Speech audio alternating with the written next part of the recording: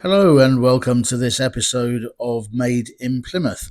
Today I'm in an artist's studio. Now, a lot of you may be thinking some high pitched garret somewhere, but that's not the case. Today I'm with Ieuan Holt, a recent graduate from the University of Plymouth, and we're at his kitchen table at his nice modern residence in Mutley, where he produces some astounding artwork which he mashes up with poetry or not, as the mood takes him. Good morning, Ian. Good morning. So, I wanted to talk to you about your artwork because you came to my attention. Well, one, we were at university at the same time together, but conducting similar courses. But you came to my attention when someone over a coffee one day said, "You know that Ian's just been accepted for the RA for one of his pictures," and I thought, I must come back and have a chat with this young man. So, the Royal Academy Summer Exhibition of 2022, you Mm. had a piece of art accepted. This was your first attempt? Yes, it was my first attempt ever applying to a competition or gallery. And how did it feel when you got a notification of acceptance? Um, it's hard to describe. I did cry. I did cry. I phoned my parents and I cried a bit more. Not afraid to say it. It No, was no, very, get it out there, get it out yeah, there. it was a very emotional time. And just a feeling of just I don't know, just pride in like what I do and just an amazing feeling of accomplishment. Yeah. So I'm surrounded by some of your work, and I can see in some of it. We had this conversation off air beforehand, but I can see glimpses of Turner in some of your canvases and in some of your acrylic stuff. I'm seeing things that even you didn't see when you produced the work. And where does your inspiration come from? So my inspiration it's very much I would say linked to my time in the merchant navy, being on the sea, see the places I've visited. But I would say mainly it's more of like an emotional inspiration of approaching a piece with not really any thought in mind, putting some music on and seeing where that takes me. Hmm. Yeah. So, I mean, drawing and poetry. You've we'll come on to that in a bit more detail Mm. later. But if we start with the manufacturing of canvases and your acrylics and your watercolors, is that something you've always done, or is that a late in life discovery?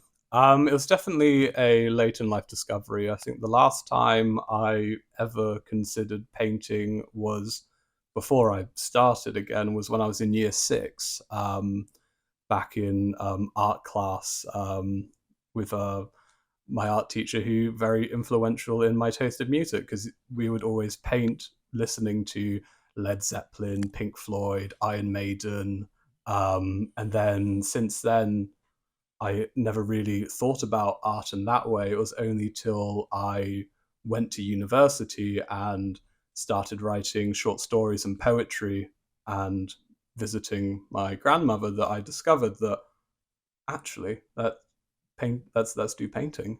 Because I visited her house during the second year of my studies, and I saw all of her paintings on the wall. And I was just in awe of them, and I just said to myself, "Ian, why not give it a go?" And so on the last day, I asked her. I should have asked her earlier. She was quite annoyed at me. I asked her for if I could borrow some of her watercolor books, and she was like, "I wish you had told me sooner because we could have painted together." But she Hmm. happily lent me the watercolor books, and yeah, So I know a bit about your personal background that you spent some time in the Merchant Navy, but what was it that stimulated you to move away from that and go to university and study English and creative writing? so the main catalyst for that would be the COVID lockdown. Um, I remember losing my job in the maritime sector. I was already feeling dejected in that line of work. It wasn't really for me, and I just didn't know what to do because I've been so trained in a specific area that I felt I was shoehorned into the maritime sector. But it came from going to therapy and my therapist suggesting that I started writing down my emotions on paper, which then went into short stories. And then I remembered that my English teacher years ago suggested that I would enjoy studying English at university, a subject which I've always been passionate about. And within obviously the broad remit of English and creative writing, there's obviously nestling quietly in the corner poetry. And the dissertation that you produced is, for want of a better word, a mashup of poetry and art. What led you to that? So when I first went to the dissertation, I was thinking of doing like Gothic poetry. I was like, oh, I'm going to do some horror poetics. But I was thinking about it more, and I was having a chat with my dissertation advisor, David, and I suggested that, well, perhaps I would do visual poetry, blending the two things I love together. Yeah. And he said to me, he gave me the green light and gave me the confidence to pursue it. And I'm glad that I did, because if I had done anything else, I don't think I would have done it any justice, or any justice to myself. Yeah, it was definitely a project of passion, which is how I think dissertation should be. No, I couldn't agree more. The work I'm looking at now, because as I said earlier, we're sat in your kitchen, and there are different examples of the things that you've done historically. And when I say historically, of course, I'm really only talking about 2.5, 3 years, aren't I? Yeah. In the peons of time. But I can actually see a theme. Well, not so much a theme. There is a darkness to some of your work, or to a high percentage of Mm. your work. Very dark colours, very strong colours mixed with the darker colours.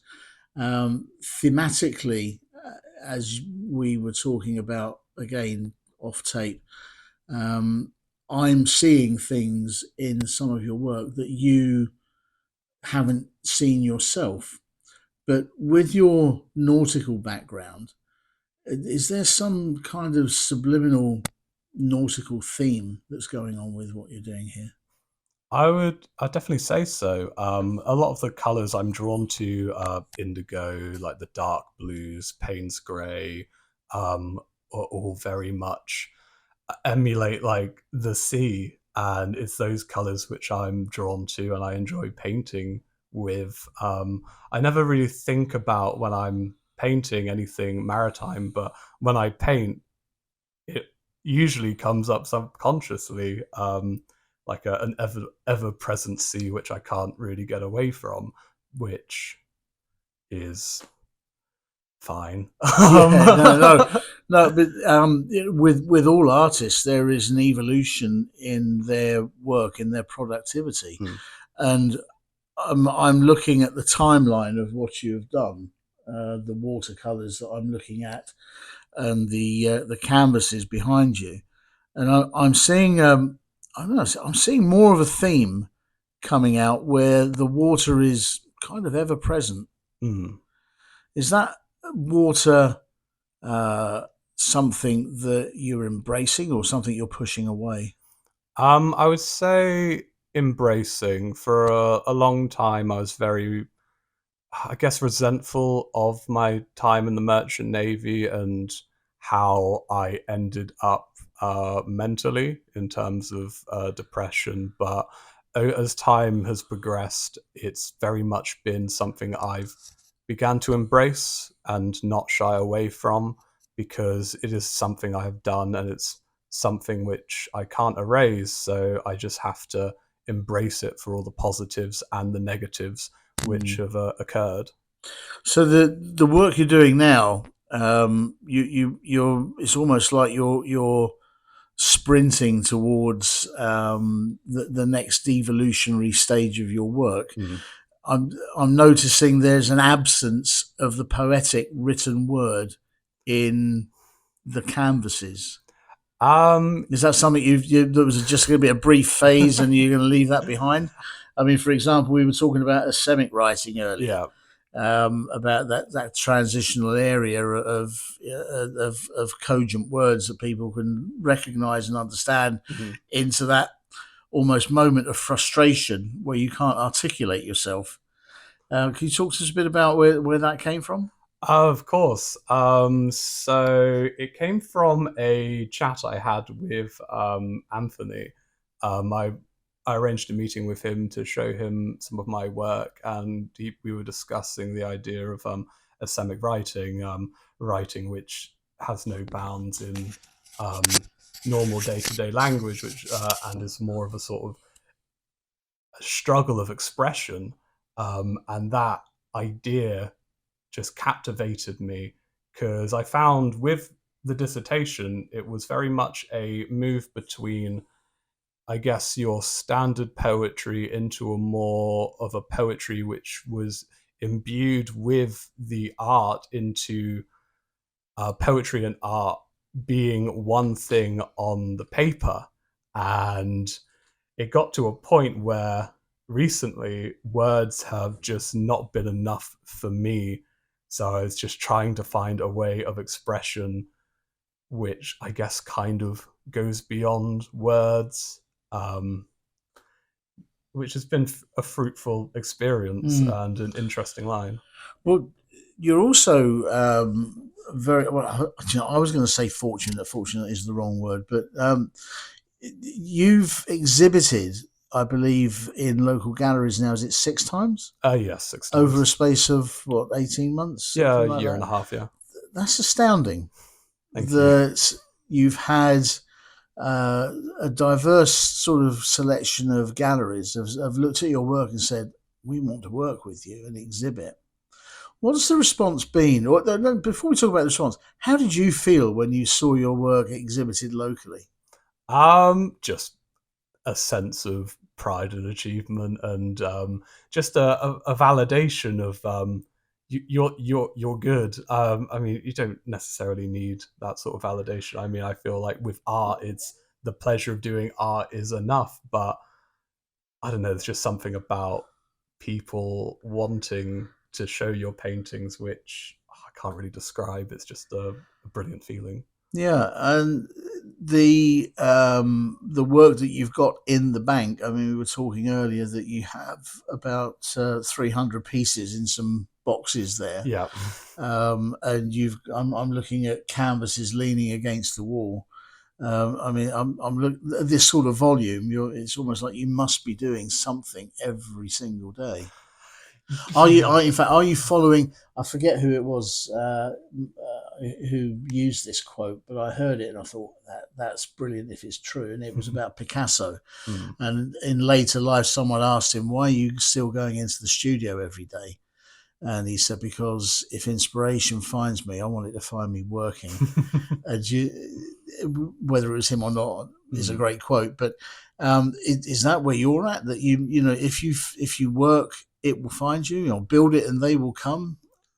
Very, I'd say so. I would. I used to paint daily, like 2 to 3 paintings a day for a space of months, but that did lead to a lot of periods of burnout. Nowadays, it's less frequent, but I'm spending longer painting.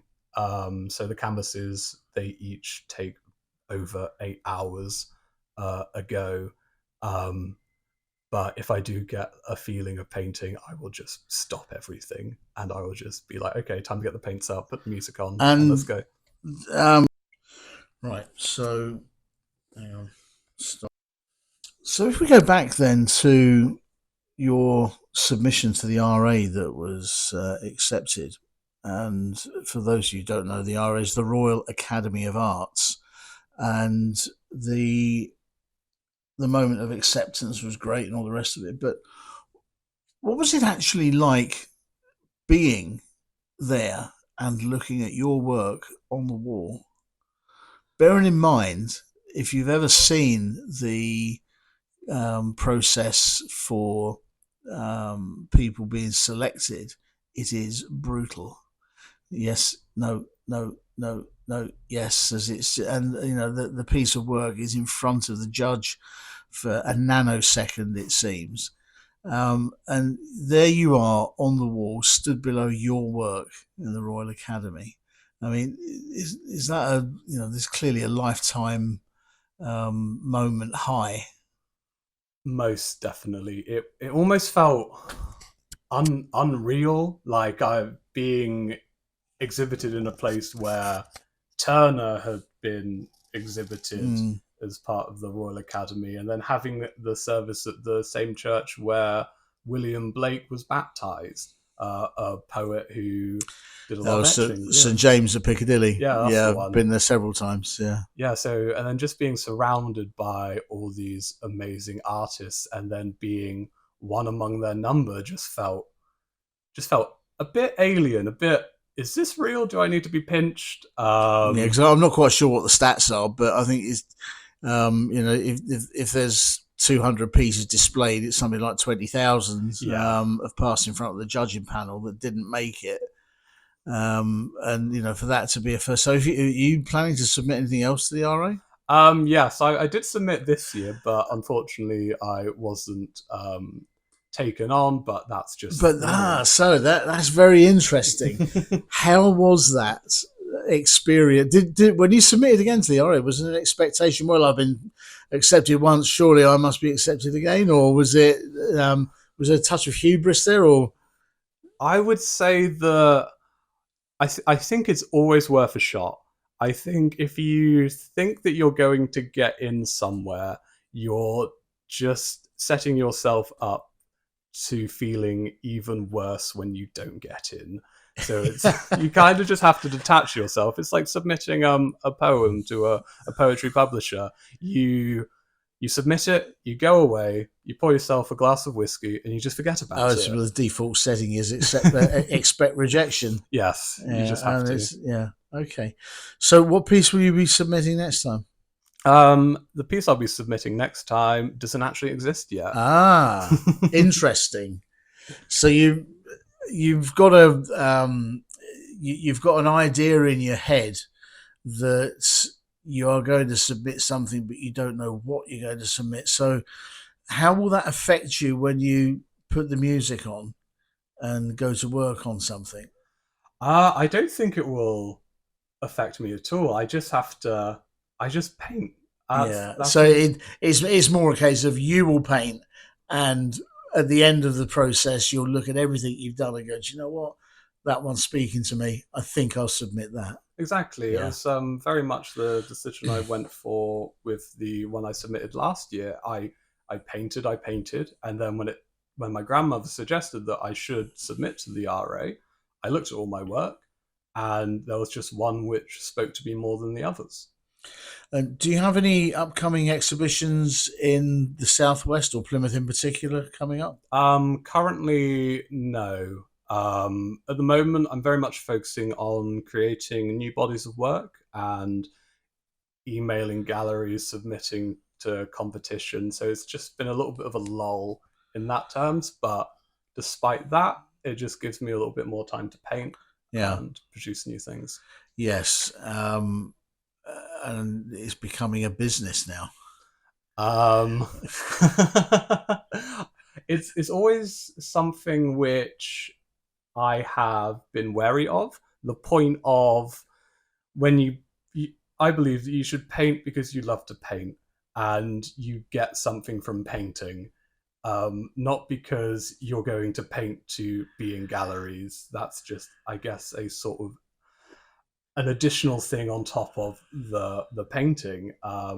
But you do kind of feel like, oh, I've got to paint, I've got to submit to galleries, and then like, oh, will this one sell, or will this one sell? And it's very much, I feel like, quite dangerous because if Yeah. you're caught Yeah. up Yeah. in like the selling, you just kind of lose the art itself. It just becomes more of a commodity. Excellent answer. I could not agree more. Although having said that, I'm a very firm believer that artists should be paid for their work and should not be embarrassed about taking money for it Mm. if someone is prepared to part with money for it. Yeah. So we're going to move across now to your lounge, and we're going to look at three paintings that you did last year that were exhibited at the Brownstone Gallery, and some audible ekphrasis coming up. We're going to try and describe what we're looking at.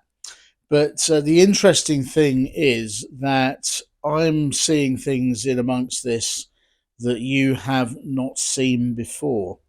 What do you see in what you paint once you have finished it? I see. For me, it's it's a difficult one because for me, what I get from painting is the process of painting and the enjoyment of that, putting brush to paper. And when I come back at it, I just see the accumulation of hours of work, of emotional expression, and that suffices me. Mm. But when it comes to other people viewing it, I just find it infinitely more interesting. Yeah, I mean, of the three pictures that we're looking at, the one in the centre was the one that's engaged me the most. Um, I have seen this the wrong way up, and yeah, and I thought, hello, so this is Guido Fawkes has set Westminster on fire, and you sort of looked up and said, by Jove, so it does. I mean, you hadn't even seen that yourself. No. Whereas looking at the correct way up, I am looking at the Battle of Trafalgar, and I can see a ship with sails hanging off of it Hmm. to the left, with a sea of fire in the middle. What do you see? What do I see? For me, I just see personally just an accumulation of color, of a kind of capturing of a moment which has been set in set in stone in a specific time of a place where I was at emotionally. And for those of you listening, you will be able to see some pictures of these, which will be appended on the webpage to give you an idea of what we are talking about. But I'd like to now move on, if I can, Of about course. talking about your process and your equipment and the materials that you use. So if we stay remaining on my Battle of Trafalgar or Westminster on fire picture, uh, tell us about the equipment you use.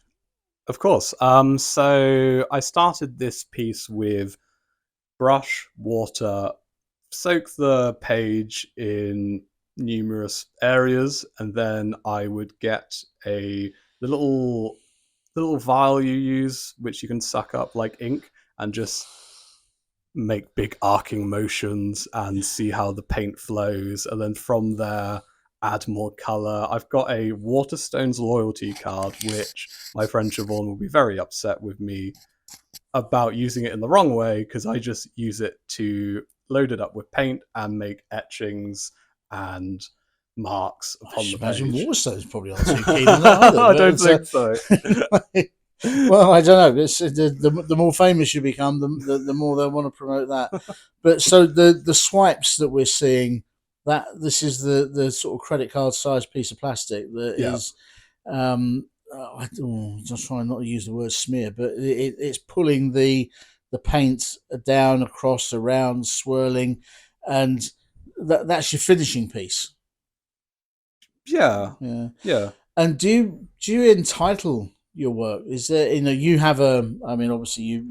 you put your mark on it Yeah. and initial it, but if someone said, "What's this piece called?" Have you got a name for that? Because I noticed on some of your canvases over there, Mm. they've got little title panels on them: Oh, Cento One, yeah. Cento Two, etc. Are you naming these, or did you want to name those when you did them? So these ones all have names to them. The one in the middle, I called Slick, because it was brought to my attention that it kind of resembled an oil slick. Okay. Um, But in my Well, most, the listening public can make their own decision on that. of But course. yeah, I'm not. I'll be honest. I'm not seeing that. But I think if you see something in a piece of art, it is incredibly difficult to unsee it. Oh, 100%, You know, 100%. for me, that's saying something. Again, if looking at your canvas, the further we move away from that, the more I'm thinking, you know what, Turner would be proud. That is a Turner. That is a piece of Turner at sea in a storm. And Hmm. again, we'll, with Ieuan's permission, hopefully have a photograph of that Yeah, on of the course. webpage to look at. It's astounding work, Ieuan, Thank you. and I feel privileged to have been allowed into your inner sanctum to look at this and talk about art with you. And I think, with the consent of the producers of the podcast, I think maybe we need to have another chat in a year or two's time to see where you've gone with it Hmm. and what other successes that you've had. Thank you very much for No, your time today. thank you for having me. It's been an absolute pleasure talking about art. And thank you for listening to this episode. And if you wish to see some of the artwork that we were discussing, it's available on the blurb on the Made in Plymouth platform. And full details of how to access Ieuan's Instagram account, where you can see quite a few of his paintings, are available there. Thank you once again.